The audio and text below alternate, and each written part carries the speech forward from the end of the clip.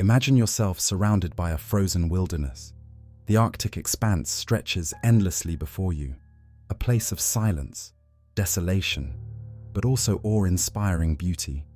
Yet, what if I told you that beneath the thick, unyielding ice lies a forgotten story? A tale of valiant explorers, desperate survival, and an inexplicable disappearance. This is the mystery of the ghost fleet of the Arctic. To unravel this chilling story, we have to go back to the mid-19th century, a time when the world thrived on exploration and the maps of the time were dotted with blank spaces labeled unknown. The Arctic was one of those places, a siren song for adventurous souls, promising glory while hiding treacherous dangers. And then, enter Sir John Franklin. An accomplished British naval officer, Franklin was no stranger to expeditionary hardships.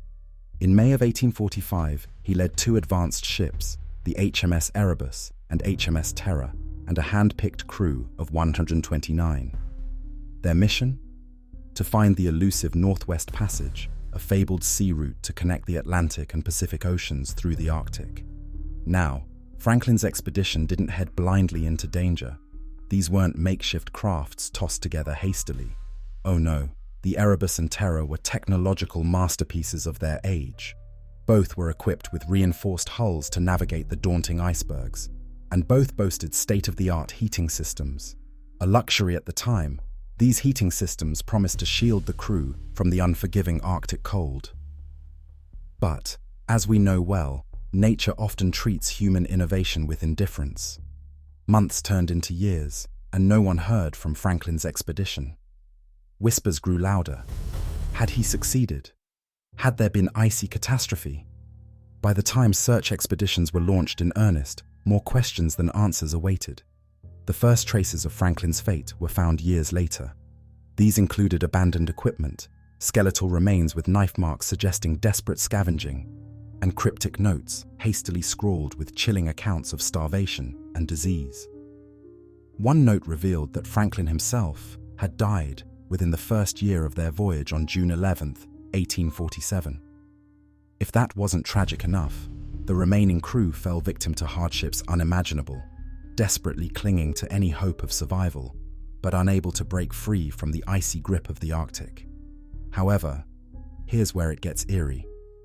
Over time, archaeologists and scientists pieced together more of the puzzle. In 2014 and 2016, the wrecks of HMS Erebus and HMS Terror were finally discovered.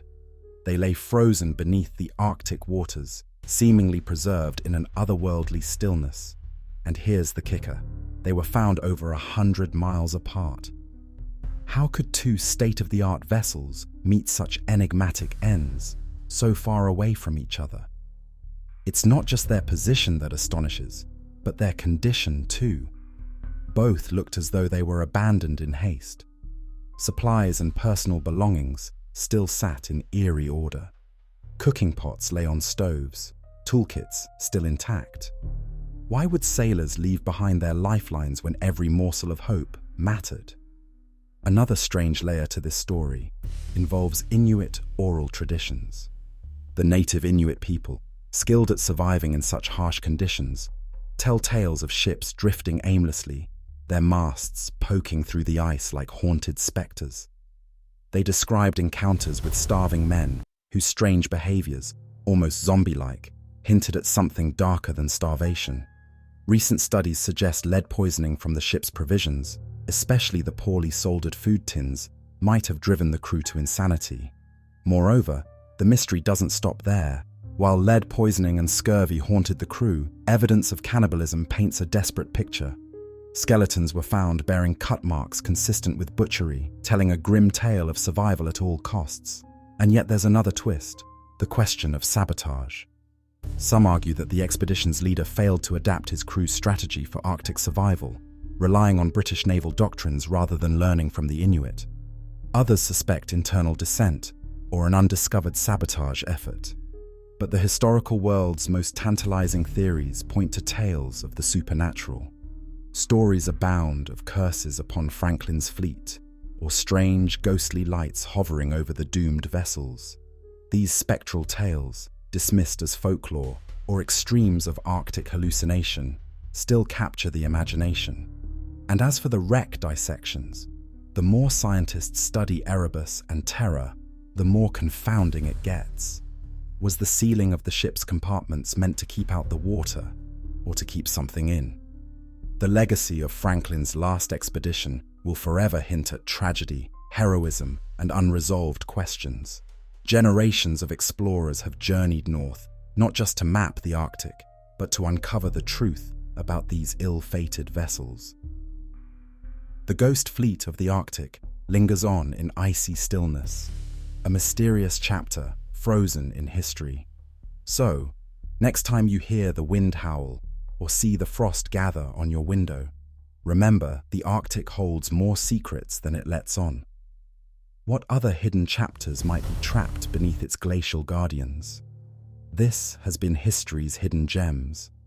If you've enjoyed this deep dive into a forgotten icy mystery, hit that like button, follow, and stay tuned for more tales that time nearly erased.